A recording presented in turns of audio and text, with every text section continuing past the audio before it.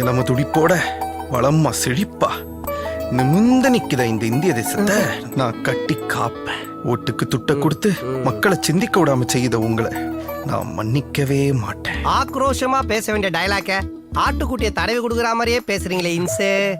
இந்த நாட்டோட பரிபாலனங்களை நான் கட்டி காக்காம விட மாட்டேன். செத்துட்டா இல்ல, அவன் ஓடிட்டா. ஆமாலே. பின்ன என்ன இன்சு, பட்னில இருந்தவன் பிரியாணி பொட்டலத்தை பார்த்தா மாதிரி அந்த பொண்ணை வெறிக பார்த்து குண்டை வேஸ்ட் பண்ணிட்டீங்களே. குறி எகிரிடுச்சு. இந்த தடவை வேணா என் குறி மிஸ் ஆயிருக்கலாம், ஆனா அடுத்த தடவை என் குறி மிஸ் ஆவாது.